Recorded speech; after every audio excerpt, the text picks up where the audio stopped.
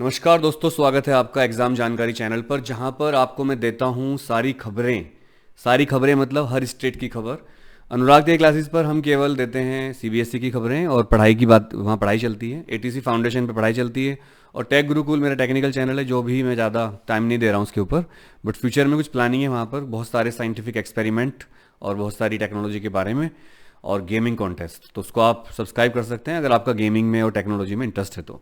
फिलहाल मैं आपको बताना चाहता हूँ कुछ बड़ी खबरें जो आपको बहुत ज़्यादा आपके लिए इम्पोर्टेंट हैं, क्योंकि आपको लगता है कि हमारे एग्ज़ाम कैसे होंगे और क्या एग्ज़ाम पोस्टपोन होंगे, क्या एग्ज़ाम ऑनलाइन हो सकते हैं क्या, या कोई एग्ज़ाम कैंसिल हो सकते हैं क्या। काफ़ी बच्चे एग्ज़ाम कैंसिल के लिए भी कोशिश कर रहे हैं और ड्राइव चला रहे हैं। तो पहली बात तो मैं आपको कुछ खबरें देता हूं जो हमारे देश में कहां कहां पर लॉकडाउन लग चुका है।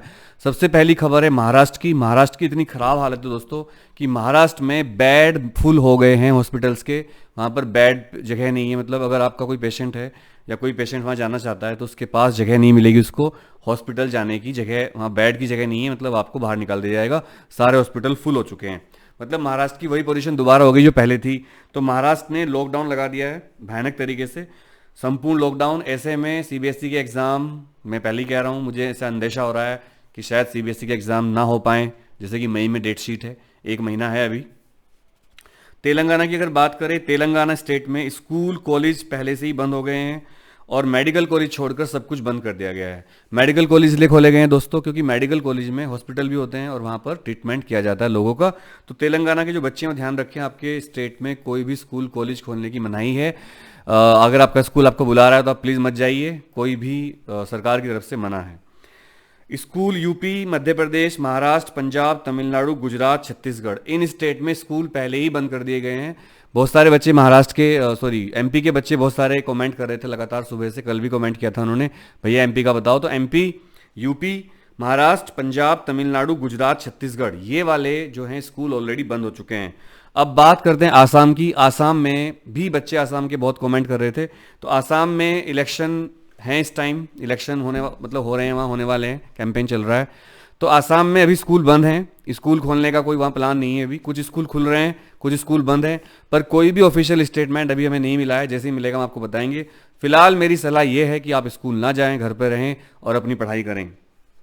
एक बड़ी खबर मैं आपको देना चाह रहा था कि भाई जैसे कि अब केस बढ़ रहे हैं और जो केस अभी बढ़ रहे हैं, जिस हिसाब से बढ़ रहे हैं, अगर हम महाराष्ट्र की बात करें, महाराष्ट्र में तो भाई हॉस्पिटल के बेड फुल हो गए हैं। अभी मैं ट्वीट देख रहा था और वहाँ पर मुझे लगता है सुबह तक आपको सूचना मिल जाएगी, रात तक, कि लॉकडाउन लग चुका है पूरा। महाराष्ट्र में एक और भी केस चल रहा है, वाजे वाला, आपने पता होगा कि उसके लिए चक्कर में वहाँ एनआईए की जांच चल रही है। तो महाराष्ट्र की सरकार काफ़ी अनस्टेबल है इस टाइम, तो उन्होंने लॉकडाउन तो लगाना ही पड़ेगा, लॉकडाउन से वो थोड़ा बच जाएंगे। और उसके अलावा अब वहाँ के स्कूल, महाराष्ट्र, यूपी, सारे स्कूल बंद हो चुके हैं। अब देखना यह है कि जो बड़े बड़े स्टेट हैं इंडिया के, वो सारे लॉकडाउन में हैं और अब कोरोना केस बल्कि बढ़ेंगे ज़्यादा। तो सीबीएसई का जो प्लान था 4 मई से, वो इसलिए बनाया गया था कि सीबीएसई को, यानी कि जो हमारी मिनिस्ट्री है एजुकेशन की, उसको लग रहा था कि मई तक सब शांत हो जाएगा, अप्रैल तक, और हम मई में आराम से एग्जाम ले लेंगे। वो बात सही है कि सीबीएसई ने सारी तैयारी पूरी कर ली है। मैं कई स्कूलों में गया, विजिट किया, मैंने देखा वहाँ बहुत तैयारी चल रही है, सेंटर वगैरह जो भी तैयारी होती है, मैं आपको सारी बातें नहीं बता सकता।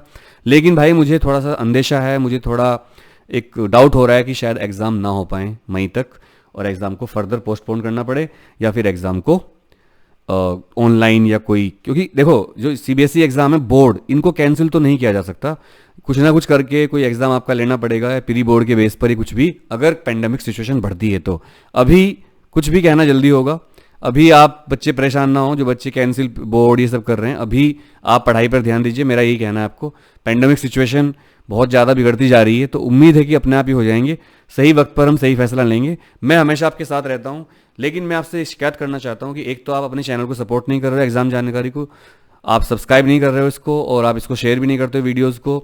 जो आपको ऑथेंटिक न्यूज़ देता है उसको आप सपोर्ट नहीं करते हो। आप लोग फेक न्यूज़ के आदी हो चुके हो, जैसे हमें एक नशे की हैबिट पड़ जाती है जो कि वरना नुकसान करता है, ऐसे ही आपको शायद यूट्यूब पर फेक न्यूज़ की आदत पड़ गई है।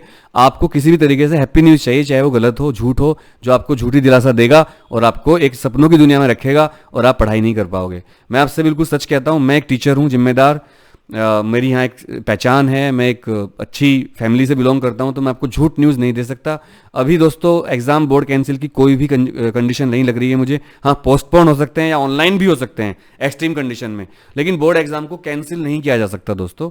कैंसिल किया जा सकता है कि कुछ एग्ज़ाम हो जाएं, कुछ फिर बाद में उनके बेस पर आपको पास कर दिया जाए, जैसे लास्ट ईयर हुआ था। पर अभी तो एक भी एग्ज़ाम नहीं हुआ है, तो देखते हैं क्या होता है। ऑनलाइन एग्ज़ाम के लिए हम प्रयास करेंगे अगर कोरोना केस बढ़ते हैं तो, लेकिन आप पढ़िए तो सही। और मैं आपसे फिर कहता हूँ, आप किसी भी चैनल को देखिए, मुझे कोई दिक्कत नहीं है, आप सबको देखिए, बट जो सही न्यूज़ आपको दे रहा है, इतनी मेहनत करता है, इतना बड़ा सेटअप आपके लिए क्रिएट करता है, सुबह से इतनी रिसर्च करनी पड़ती है, कम से कम उसको तो सपोर्ट करो यार। और फेक न्यूज़ को आप इतना ज़बरदस्त सपोर्ट करते हो, सब्सक्राइब, उनके व्यूज़, दुख तो होता है ना यार। फिर तो यूट्यूब पूरा फेक न्यूज़ से हो जाएगा। मैं एक टीचर हूँ, मेरा काम न्यूज़ देना नहीं है आपको, मैं पढ़ाता हूँ। ये चैनल अनुराग थे क्लासेस पर अब देखना, 1 तारीख से मैं पूरी बोर्ड को 4 सीरीज चला रहा हूँ, बोर्ड बूस्टर। लेकिन भाई मैं आपको न्यूज़ देता हूँ, क्योंकि मैंने देखा यूट्यूब पर बहुत फेक न्यूज़ चल रहे हैं, इसलिए मुझे आना पड़ा। और जो फेक न्यूज़ वाली फैक्ट्री है उनको बहुत दिक्कत हुई इस बात से, ये अनुराग कैसे आ गया, ये तो टीचर है, ये तो आईआईटी कोचिंग करवाते हैं। मैंने कोटा में पढ़ाया, दिल्ली के सारे इंस्टीट्यूट्स में पढ़ाया, दिल्ली एनसीआर के सारे टॉप स्कूल में टीचर रहा हूँ, अब भी मैं कई स्कूलों में गेस्ट फैकल्टी जाता हूँ। आप सोचिए आपको न्यूज़ देने वाला कौन है, आप पर्सनैलिटी से पहचान सकते हो। प्लीज़ सपोर्ट करिए। Thank you very much, love you all.